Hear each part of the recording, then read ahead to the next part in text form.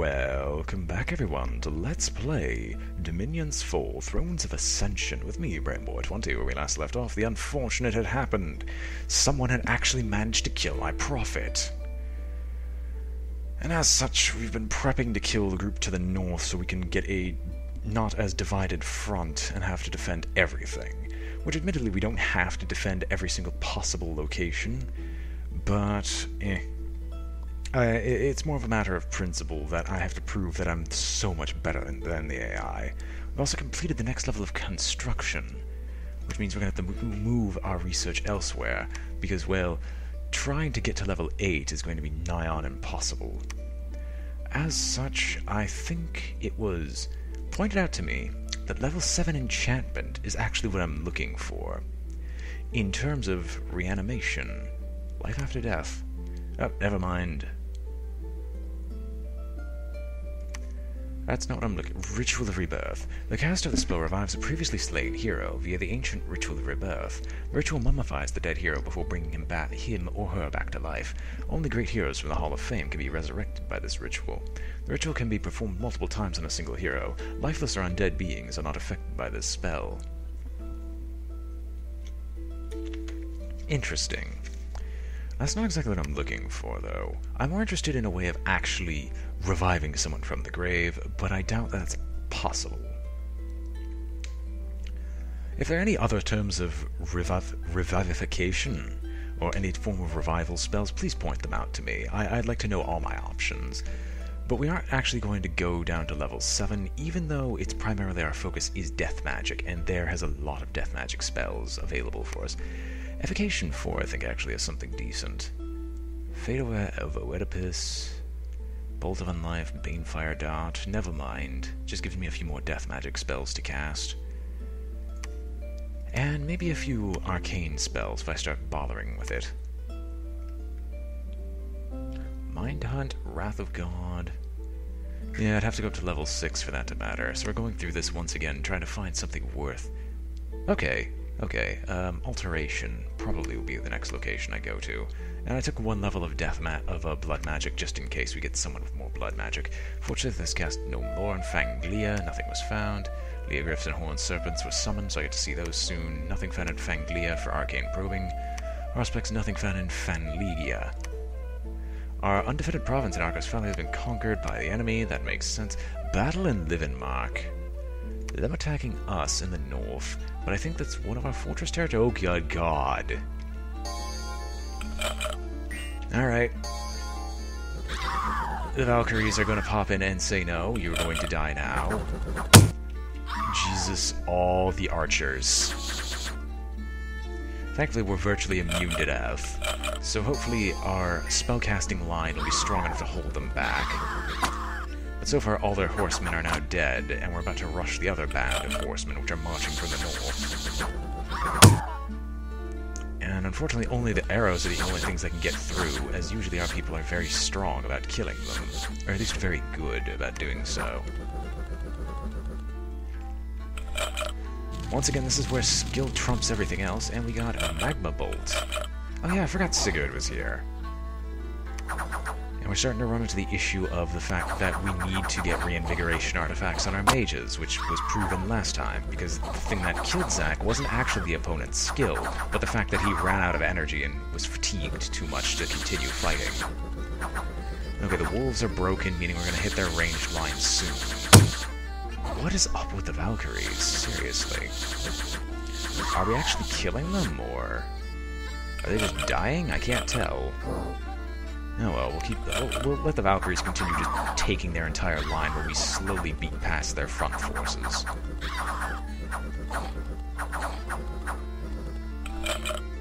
And the Shade Beasts clearly don't give a damn, as their cavalry line has broken, meaning our front line can finally go up to meet them. And hopefully murder them horribly. Are there still people here? No, they're just chasing him down because they don't feel like dealing with him. And their fatigue isn't high enough to matter, they're just fighting. And the only thing that's really dealing any appreciable damage are the archers, so once this line goes down, the archers are dead. Speaking of which, don't you have mages? Caterius the Inari. Inaris are prominent spirit guides and soothsayers. They set themselves apart by donning woman's clothes and wearing jewelry. They speak with voices pitched pleasant to the spirits they serve. They live apart from society but are often called upon to judge in matters of spiritual importance. Inaris have a slight chance of preventing bad events. Well, unfortunately, you're kind of now dead, as he's now suffering from the fatigue issue.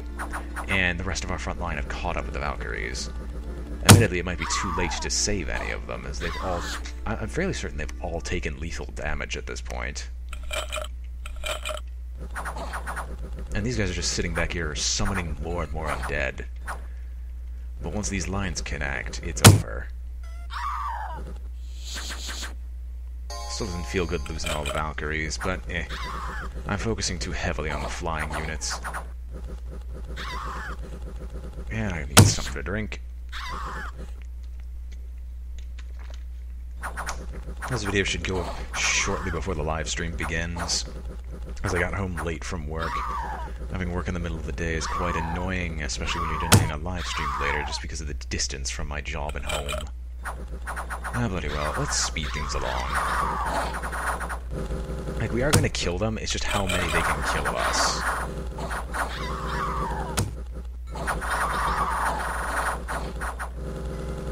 Yep, they're routed.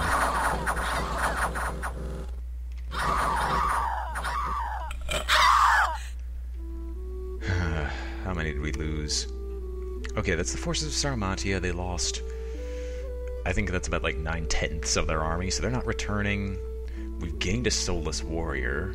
Lost 24 out of our 35 Valkyries.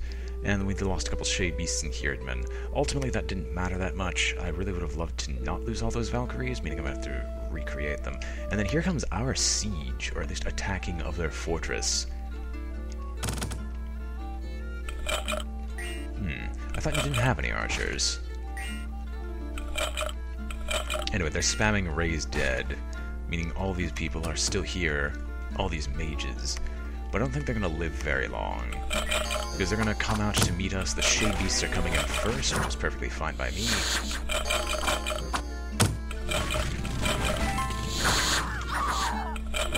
All these people are casting Dust to Dust, Smite, all these Wrath of the Ancestors spells, and we're already inside. Admittedly, this is the end of the Valkyries, and holy jeez, look at all the summoned units.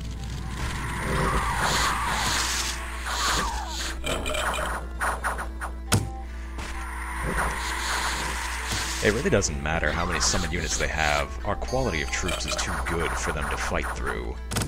So as we keep pouring in, we're just going to slowly whittle them down. Also, what the heck are you? Why are you blue? You're not Phantasmal Warriors, I know that. There's another Smite.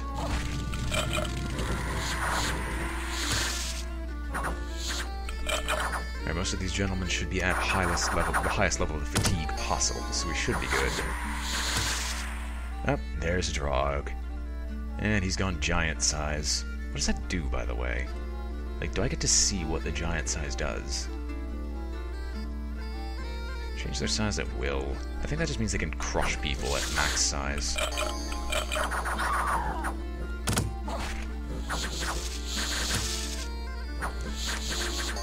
Alright, let's hyperspeed this stuff, because we're not breaking through the fort anytime soon.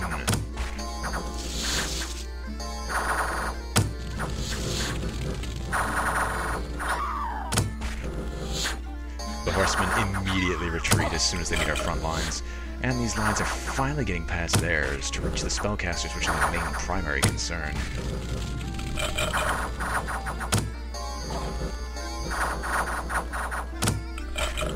Are they dead yet? Thank goodness. Why'd you let them leave? Anyway, so how many did we lose? Forces from Helheim, 2 Longdeads, all of our Shade Beasts, so we need to get those back. We lost all our Whites, all our Valkyries, most of our Soulless Warriors, a few Herdmen, a few Drogs. Resurrected? Okay, and their losses were virtually total, except for the White Mage, which apparently came back to life. Okay then, so we're just gonna end this. And unexpected event in Haunted Woods. A market was held in the province. Merchants from far and wide gathered, and there was much commerce. A sneaking enemy was discovered by the local militia and shortly thereafter dealt with. So then, the scout from Acrosfal was killed in Welsh. Jesus. Alright, Zalrock, I need you to continue heading back because we really need to get those forces back together. Plague Tooth, you are to pick up these Herdmen. You will also simultaneously head back. You're not sneaking, you're going to take the Herdmen with you. Bloody cowards as they are. And we have access to this fortress and fortification. So, what are we going to do about that? We could easily take this location, but I really would like to get the province defense up in this fortress zone. And what can we recruit here? Okay, with the fortress we can recruit anything we would normally be able to, so here's where we can reinforce our stuff. And with a laboratory I could finally move around these items. What items do we have, anyway? 2 dwarven hammers and that, so never mind. So we have several other fortresses to take care of. Kaur, Highhorn, and Tamar are heading north to hopefully close out this battle. Tamar being an amazing death mage. And... I get the province defense up a bit more, to a reasonable 30. They're not going to take anything from the south here. I guess we should recruit more units. Svartalf. Let's replace some of the Valkyries we've lost, as well as the Herdmen. This location, we have a lot of troops now, and out of curiosity... So horned serpents, enormous venomous snakes. Interesting. And Leogryphs, can you fly? No. Slightly stronger than lions. Never mind. So you are going to repeatedly cast the ritual Brood of Garm, as that's the only one that I'm actually, that's the only one I'm even remotely interested in. Modiak, you are going to forge magic item. I am curious, what very powerful magic items do you have access to? Axe of Hate. Enchanting this axe takes a long period of time, during which it is used to slowly chop down the tree from which it was made. This yields an axe enchanted by nature that has a natural hatred for living beings. Any living being struck by this axe with some of his energy drained from him risks getting a deadly disease. The person wielding this axe will suffer the minor side effect of being very susceptible to poison. Interesting. Tree Lord's Staff. Oh Jesus, this thing's really strong. A staff carved from the trunk of a dying tree lord. It is alive and covered with bark and leaves sprouting along its entire length. The power of a dying tree lord will mightily increase the owner's skills at nature magic. When traveling in forests, the trees will make way for the power of the staff as best they can, making traveling as easy as on the road. The staff will also be of great help when awakening vine creatures in the forest and will increase the effectiveness of the Awakened Vinemen and Awakened Vine Ogre's spells. Yeah, I like it. Nothing for shields, nothing for helmets. I'd probably have to make some of these before continuing summoning Vinemen, because that makes it more powerful. Now here's the armor. Hydra Skin. Armor made from the skin of a Hydra. It gives total poison immunity and grants the wearer the regenerative powers of a Hydra. 10%. Green Dragon Scale Mail. Armor made from the scales of a true dragon. It is almost weightless and very durable. It partially protects the owner from poison as well. No boots. And no trinkets. Yivik, I know you're casting Brood of Garm. I'm curious, though. No. Forge magic item. Is there anything you can see that I can't? You get the Axe of Hate. No. Okay. You will go back to casting Brood of Garm. In which case you won't have access to the Thistle anymore. Actually, was there anything else I would like to cast? At least just to try out. We've done Vine Ogres. Wooden Construction. Creates 1 lumber construct. Resembling a human. I'm gonna see what this one is, just relatively quickly. And Modiak, I would almost want to empower you, but I just don't have enough nature gems. You, however, will forge a magic item. You are too low level. That is disappointing. Can I forge any of these? Helmet of Poison Resist. Ivy Crown. That's what I wanted to give you. And you'll get the double hammers. I don't think there's any benefit from stacking them. Laboratory. Yeah, there's no benefit from stacking them. Okay, that's nice to know. You're casting Harspec still, you're casting Gnome Lore, all you gentlemen are researching, you're casting the Locate Arcane Pearl spells. Okay, Alyssa, since you have the most magic points out of all of this, let's see what the very powerful magic items of death are. Jesus!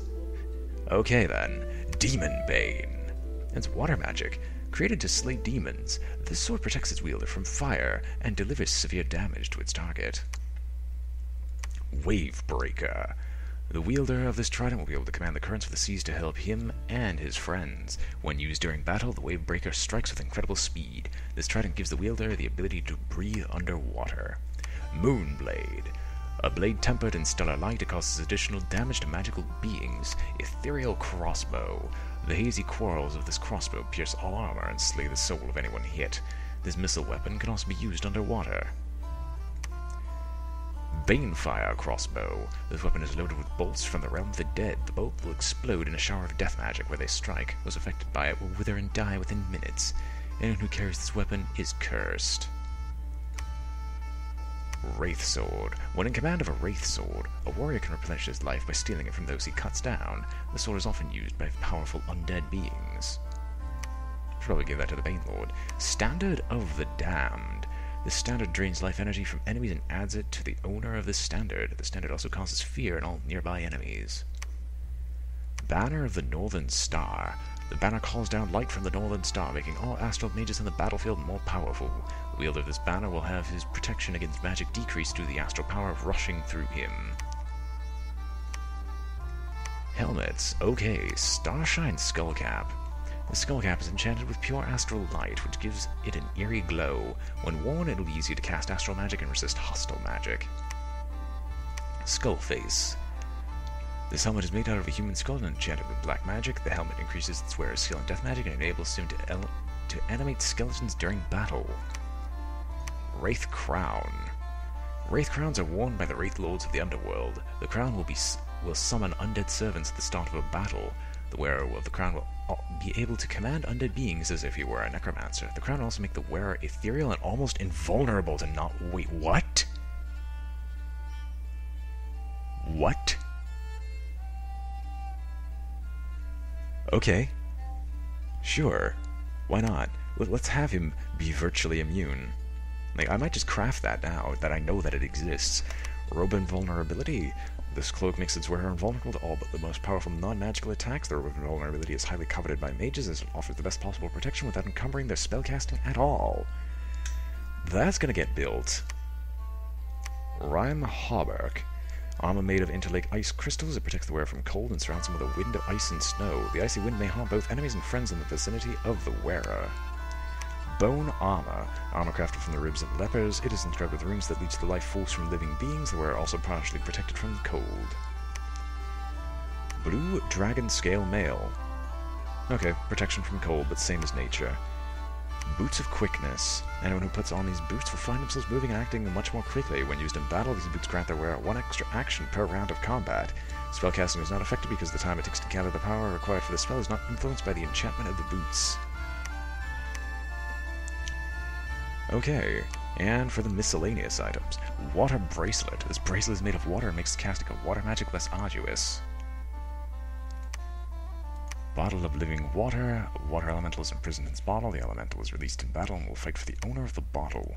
Sea King's Goblet. This magic item will enable the commander to travel underwater with an army consisting of up to 50 human-sized troops or 25 giants. Arcane Lens. The Arcane Lens makes it easy to project magic rituals at faraway provinces. I will have to pause the video for a second. Give me one moment.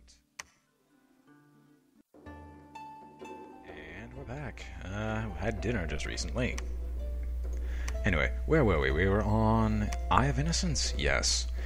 The magic item is active by replacing one of the user's eyes with a magic gemstone. Those who look into the magic eye will perceive that person is innocent of whatever he may be suspected of. A man with such an innocent look cannot possibly have done anything bad. This eye helps tremendously when skulking about in enemy territory and trying not to get caught. Ring of Wizardry. This ring may be the most powerful of all magic-enhancing objects. It increases the mage's power in all paths of magic, and makes it easier to penetrate enemy magic resistance. Oh, I didn't take 8 bloody astral magic. Ring of Sorcery. This ring is one of the most powerful magic-enhancing items, increases the mage's power on all paths of sorcery, and makes it easier to penetrate enemy magic resistance. Skull Mentor. The cranium of a dead mage will aid its owner in the study of magic. I might just purchase a few of those. Oh well. Then again, you still are my only source of astral, so I think I should continue doing some astral probing. I think.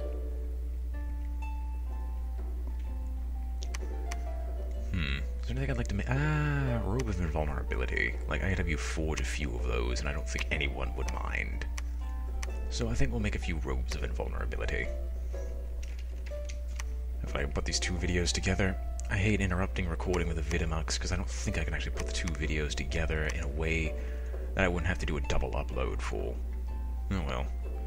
What else is there? Sigdriva and the rest. With all this treasury, I've still spent a lot of it.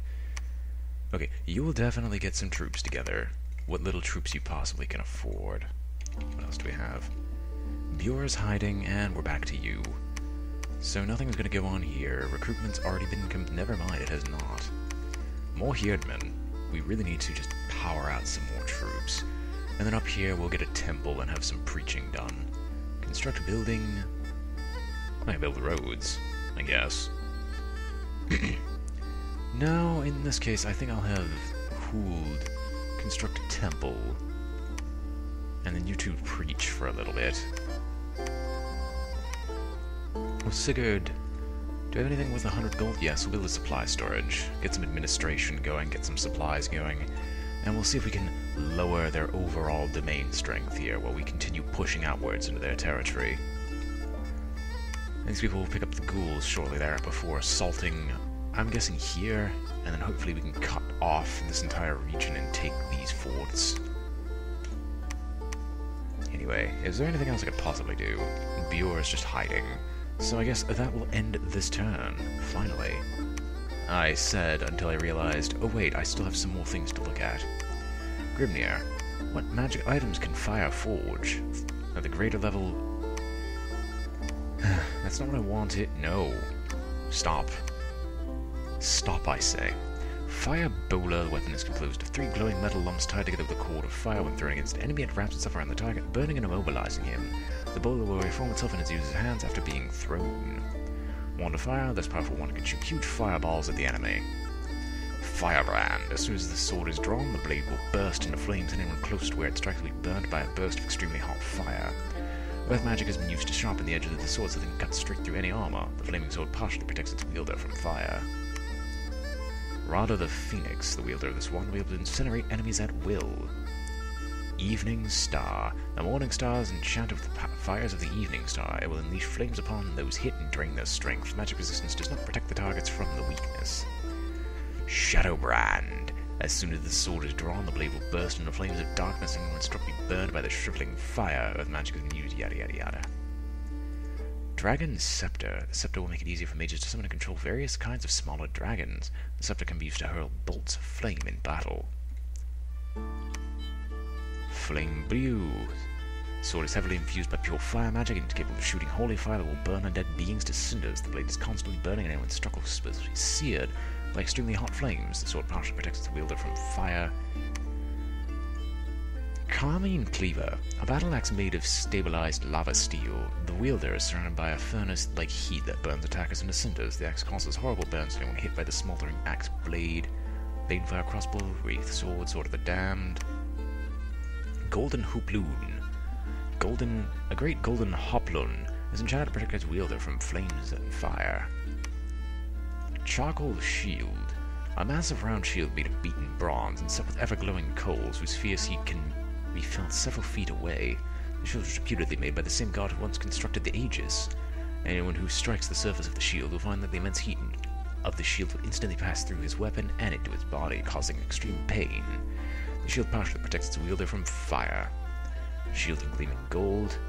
This gilded octagonal shield shines so brightly that enemies must avert their gaze from its polished surface. Only brave soldiers will ignore the bright aura of the shield and strike at its bearer. Lantern Shield. The metal shield is set with turquoise stones that burn with underworldly light. The enchanted stones will release imprisoned corpse candles in battle. The eerie lights and sounds of the stones will frighten cowardly enemies. Iron face. This helmet will turn both the face and the rest of the skin of its wearer into iron. The iron skin is very hard for enemies to penetrate with their weapons. Flame helm. Flames will start to burn on the top of his helmet as soon as it's worn. The flames are a visible manifestation of the wearer's life force and will enhance his protection and power in fire magic. Wearing this helmet in combat is quite strenuous, but the protection gained is formidable. Helmet of Heroes. The wearer of this helmet will be able to inspire his men to do great deeds. Elemental armor. This plate hardbuck is protected. This is a plate hardbuck with protective powers. The wearer is protected from heat, cold, and lightning. Marble armor. This breastplate is made from a single block of marble. When worn, it transforms the wearer into a living marble statue. Beings that are already rock hard do not benefit from the transformation, but the breastplate still offers some protection. Stymphalian wings. This is an intricate device consisting of two enormous wings made of copper feathers fastened to a bronze breastplate that is securely strapped to its bearer. In front of the breastplate are two bronze arms extending in handles. These handles are connected with wires to the wings. The handles are held by the bearer, who vigorously pumps them, thus gaining the ability to fly. The whole device is heavily enchanted with the raw power of earth, which lends the bearer the strength required to use the device. Unfortunately, the manner of its construction and its enormous bulk will make the wielding of weapons a great problem. On the upside, a flying bearer landing among his enemy will furiously beating wings will scatter them like so many leaves in a storm. The sound of the copper feathers grating against each other will also make a horrible thundering noise that will cause panic in the enemy ranks. Robe invulnerability, bone armor, red dragon scale mail, which is the fire variant of this. Armor of knights. And the magic armor is extremely well made. It is lighter than any ordinary full armor, yet it is much stronger.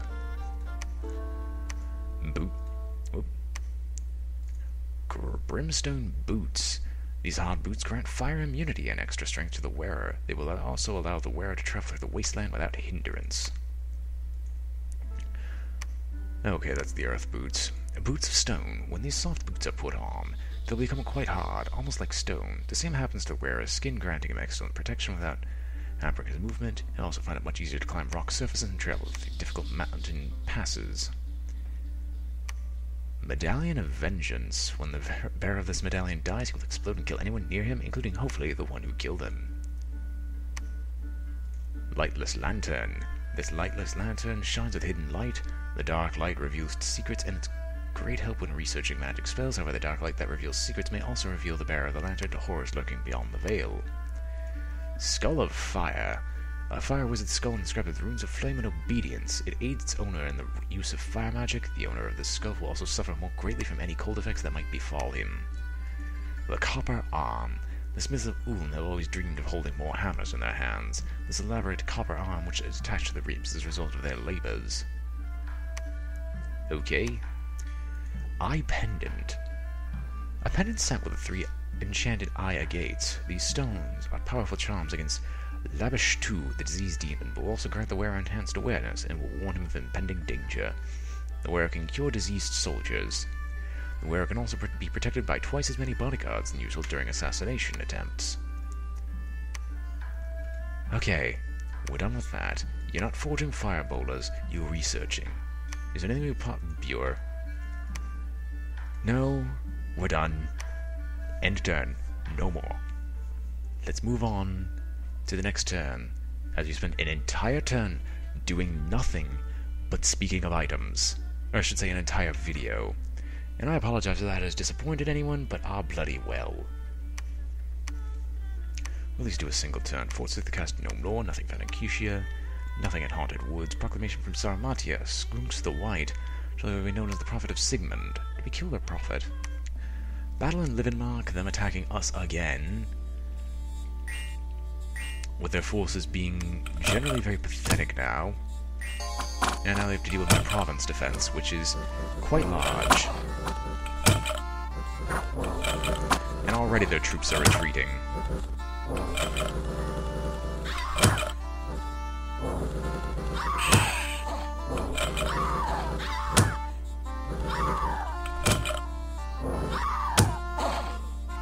Alright, this works. Of course, the serfs are going to have to retreat because they are terrible and can only charge the horsemen. can you get some morale on you? Seriously. Okay, Sarmatia's armies are routed. Good. Stay away. Battle in Wesh. Okay, I was about to say, this army looked rather small, but then they have a very specialized core. Hyperion, the priestess, and has gained a magic level because of the fact that her god is dead. But I think we should be fine. Most of people just retreat for no good reason. They're already retreating with no good reason again. Militia, stop being bloody cowards. You can easily kill them, trust me. Armies of Akros are routed. Good. Okay, unexpected event in Ooglands, a hailstorm that devastated the countryside, killing cattle and shepherds. Lovely unrest. Battled in Converg. No, not battle, but an event. Traders Guild has been established in the province, permanently increasing tax revenues from the province. Good. Sneaking enemy killed by our militia, and it was another scout from Akros Fowl, so no point in bothering. Righto. So we now have access to a temple. And before I forget, and before we... No, we're not ending the video yet, I'm just setting these guys up. I wanted to see something that I'd completely forgotten about. Zack and his glorious 110 kills is only beaten by Malphus, the one who killed him. But his final statistics... He's at negative 16 hit points, so I guess that makes bloody sense. He was just an incredibly good soldier. But we have Sigdriva coming up the rear, with Zarok Chaos not far behind. Gunnar, who's been with Zack the longest. Alrighty then. I guess he'd probably try to take the province, I guess. They're not taking it anytime soon. Anyway, you all are here. Get the soulless ones. Who are they joining? Of course they can't join that force. Can they join the Shade Beasts? Yes, but that's the maximum limit. Okay, Tamar. This will be your personal force. They will be on the same side as the Wraith Lord. And with this, let us move north and finally kick some ass and get them out of here. Sigurd, you will search. I don't actually, no, you will cast Ritual Spell monthly. Let us do some more Dark Knowledge, because we need to do that up in the north. Anyway, we have more Brood of Garm, I assume. No, we have one Lumber Construct. That is a very, very strong construct, health-wise. Supposedly a very good tank. Yivik, you will now cast the ritual spell Brood of Garm. You'll probably cast that repeatedly. Modik, you will cast a ritual spell Awaken Vinemen. You have access to the Ivy Crown, so I think you will awaken some Vinemen. You will not do that? Yeah, you will do that monthly. We'll decide to do something later. You two will definitely move on over to this side. We're going to get some more troops set up to continue refilling out the army. Admittedly, this isn't very good because we need to get some more, Valkyries. We've lost most of them in the fight, with only a few remaining. More recruits, more Valkyries. We'll find some way to get them over to the south. And we'll do some mounted Herdmen. I'm sorry, we'll do some Hell Herdlings. He says as he forgets that they cost holy resources to make. And we'll recruit another Zvartolf for later. And you're making more robes of invulnerability, you're casting more gnome lore. And with nothing else to do, Bjorn is still hiding, research is finished, and that is probably going to end the episode. So, I hope you've all enjoyed watching this episode of Let's Play Dominions 4 with me, BrainBoy20. If you liked the video, remember to like, comment, or subscribe, and I hope to see you all next time.